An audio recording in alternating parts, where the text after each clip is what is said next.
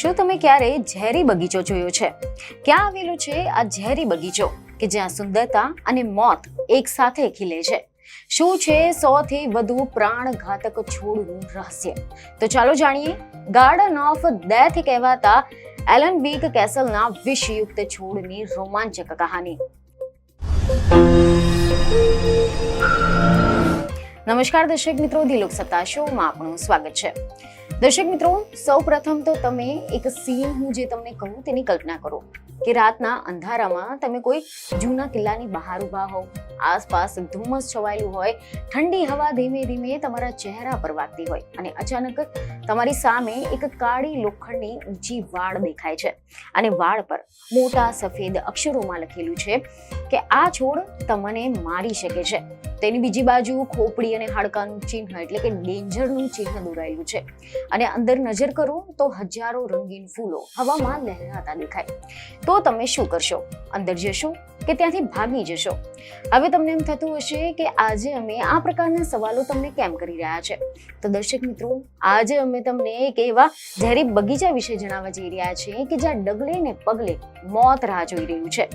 આ કોઈ ડરામણી ફિલ્મની વાર્તા નથી, પરંતુ વાસ્તવિક દુનિયામાં અસ્તિત્વ ધરાવતો એક એવો બગીચો છે કે જેની સુંદરતાની પાછળ ભયાનક ઝેર છુપાયેલું છે. જી હા, દુનિયામાં એક એવી પણ જગ્યા છે કે જ્યાં ફૂલોને સૂંઘવું પણ જીવલેણ સાબિત થઈ શકે છે, જ્યાં એક સામાન્ય દેખાતું પાન મનુષ્યની નસોમાં ઝેર દોડાવી શકે છે, જ્યાં એક સુંદર ફૂલ કોઈનું પણ હૃદય બંધ કરી શકે છે, કે જ્યાં એક છોડની પાછળ હજારો વર્ષો જૂની હત્યા, રાજકારણ, જાદુ ટોણા અને યુદ્ધોની કહાની છુપાયેલી છે. આ છે ઇંગ્લેન્ડમાં આવેલું ગાર્ડન ઓફ પોઈઝન, દુનિયાની સૌથી ખતરનાક બગીચો. એક એવો બગીચો કે જ્યાં જીવન અને મૃત્યુ વચ્ચે માત્ર એક શ્વાસનો અંતર છે. અને સૌથી ભયાનક વાત એ છે કે આ બગીચો સામાન્ય લોકો માટે ખુલ્લો મૂકવામાં આવ્યો છે.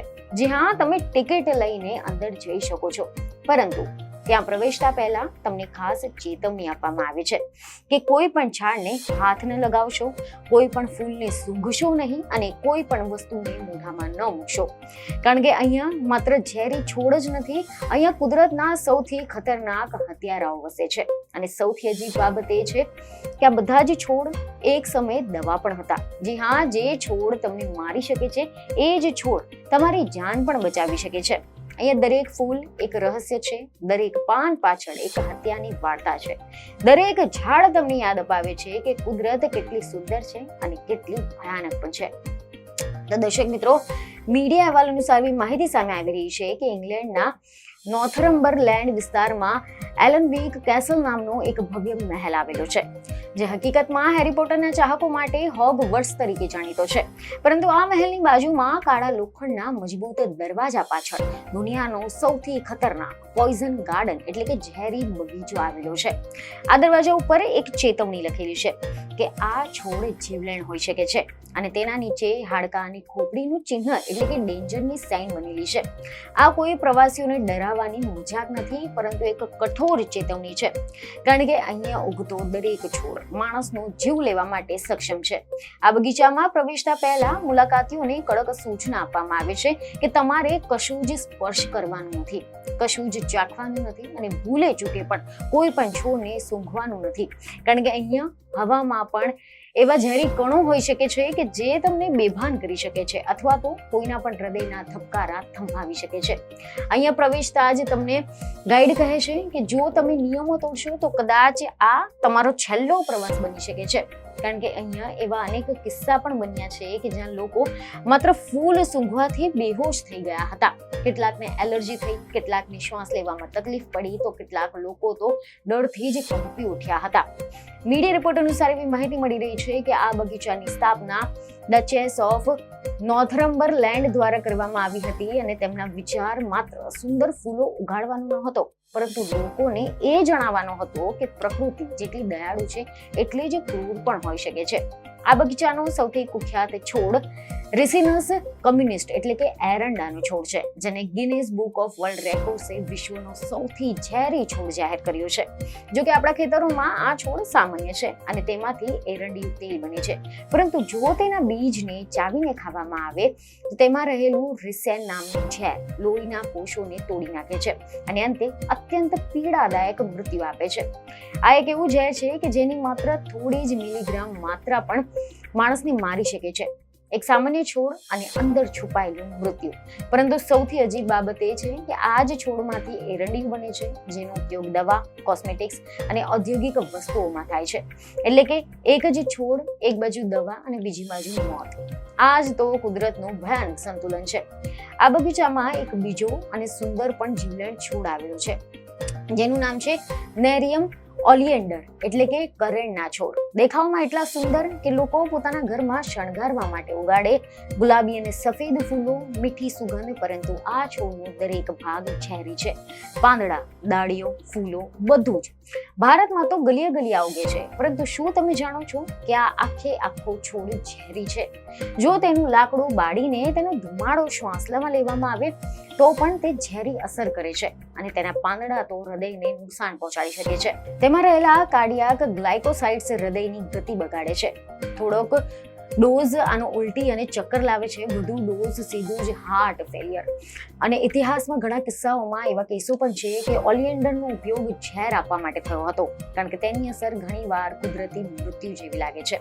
તો બીજી બાજુ એવા પણ અહેવાલો છે કે બીજું એક હેમલોક નામનો છોડ છે કે જેના સફેદ ફૂલો ગાજરના ફૂલો જેવા નિર્દોષ લાગે છે, પરંતુ આ એ જ ઝેર છે કે જે મહાન ગ્રીક ફિલોસોફર સોક્રેટીસને પીવડાવવામાં આવ્યું હતું. હેમલોક ધીરે ધીરે શરીરના સ્નાયુઓને લકવો કરે છે અને છેલ્લે શ્વાસ લેવાના સ્નાયુઓ કામ કરતા બંધ થઈ જાય છે, એટલે માણસ ગુંગળાઈને મૃત્યુ પામે છે. બગીચામાં એક એવો પણ છોડ છે જેનું નામ છે એકોનિટમ અથવા તો વુલ્ફસ બેન્ડ છે. પ્રાચીન કાળમાં લોકો તેને નરકના શ્વાનની લાળમાંથી ઉગતો છોડ માનતા હતા, કારણ કે આ એટલો ઘાતક હતો કે શિકારીઓ તેમના તીરની અણી પર આનું જ ઝેર લગાવતા હતા. ગ્રીક પૌરાણિક કથાઓ અનુસાર જ્યારે હેરાકિલ્સ નરકના જે દ્વાર છે તેની રક્ષા કરતા 3 માથાવાળા શ્વાન સેબરસને પૃથ્વી પર લાવ્યા હતા, ત્યારે તેની લાળ જમીન પર પડી હતી અને ત્યાંથી આ ઝેરી છોડ ઉગ્યો છે. મધ્યયુગમાં શિકારીઓ પોતાના તીર પર આ છોડનું ઝેર લગાવતા. શિકારીઓ વરુઓને મારવા માટે તેનો ઉપયોગ કરતા હતા અને રાજ દરબારમાં તો તેને રાજાનું ઝેર કહેવાતું, કારણ કે તેનું ઝેર ખૂબ જ ઝડપથી કામ કરતું હતું. જેમાં રહેલું ઓકોનાઇટિન એ હૃદયની ગતિ બગાડે છે, નસોને બેહાલ કરી દે છે અને માણસને અંદરથી લકવો પાડી દે છે.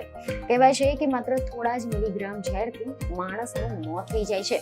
અને સૌથી ડરાવની વાત એ છે કે તેની અસર શરૂ થાય ત્યારે માણસને એવું લાગે છે કે શરીરમાં આગ લાગી રહી હોય, હાથ પગ સૂન થઈ જાય, શ્વાસ અટકવા લાગે અને અંતે હૃદય બંધ થઈ જાય. પરંતુ આ બધું થતું હતું ત્યારે માણસ ઘણીવાર સંપૂર્ણ સચેત રહેતો હતો, એટલે કે તે પોતાનું મૃત્યુ અનુભવતો રહે છે. જો કે તમને જાણીને એ પણ આશ્ચર્ય થશે કે આ બગીચામાં બેલાડોના એટલે કે ડેડલી નાઇટશેડ પણ છે, જેનો ઉપયોગ મધ્યયુગમાં ઇટાલિયન સ્ત્રીઓ પોતાની આંખોની કીકીને મોટી અને સુંદર બનાવવા માટે કરતી હતી, પરંતુ તેની વધુ પડતી માત્રા મતિ ભ્રમ અને પાગલપણ નોતરે છે. આ બગીચામાં જીમ્પી નામનો ઓસ્ટ્રેલિયન છોડ છે કે જે કાચની પેટીમાં બંધ રાખવામાં આવ્યો છે. આ છોડ પર અદ્રશ્ય સોય જેવા વાળ હોય છે, જે ચામડીમાં ઘૂસી જાય તો મહિનાઓ સુધી અસહ્ય બળતરા આપે છે, જેની સરખામણી ગરમ એસિડ અને વીજળીના ઝાટકા સાથે કરવામાં આવે છે. આ બગીચો આપણને એ શીખવે છે કે ઝેર અને દવા વચ્ચે માત્ર એક પાતળી રેખા છે.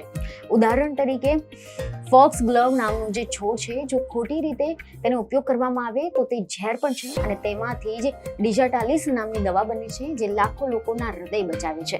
એ જ રીતે સ્તન કેન્સરની સારવારમાં વપરાતું ટેક્સસ બેકાટા એટલે કે યુ વૃક્ષ પણ અહીંયાના ઝેરી વનસ્પતિ પરિવારનો જ ભાગ કહેવાય છે.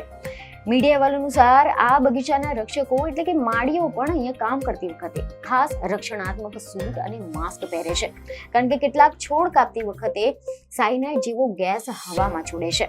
અને અહીંયા અફીણ, ગાંજો અને કોકેન જેવા નશીલા છોડ પણ ઉગાડવામાં આવે છે, જેથી કરીને બાળકો અને યુવાનોને તેના દુષ્પરિણામો વિશે શિક્ષણ આપી શકાય. આ ગાર્ડન ઓફ પોઈઝન એ માત્ર પર્યટનનું સ્થળ નથી, પરંતુ એક જીવંત પ્રયોગશાળા પણ છે કે જે આપણને પ્રકૃતિની તાકાત, એની સાથે નમ્ર રહેવાનું શીખવે છે.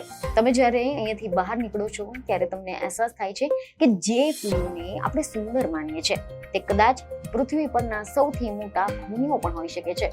આ બગીચો ઐતિહાસિક કિલ્લાની છાયામાં શાંતિથી ખીલી રહ્યો છે, પરંતુ તેનું મૌન એ હજારો વર્ષોના ઇતિહાસ અને અગણિત મૃત્યુની સાક્ષી પૂરે છે. આમ એલન વીકનો આ ઝેરી બગીચો એ સુંદરતા, વિજ્ઞાન, ઇતિહાસ અને ભયનું એક અનોખું મિશ્રણ છે કે જે દુનિયાના ખૂણે ખૂણેથી લોકોને ચેતવણી પણ આપે છે કે પ્રકૃતિની દરેક વસ્તુને સ્પર્શ કરવું જોખમી હોઈ શકે છે. તો આશા છે કે આ અનોખી કહાની તમને મહત્વની લાગી હશે, જેથી અમારા વિડીયોને લાઈક અને શેર જરૂરથી કરજો. બીજું નહીં, ખબર સાથે ફરી મળીશું. ધન્યવાદ.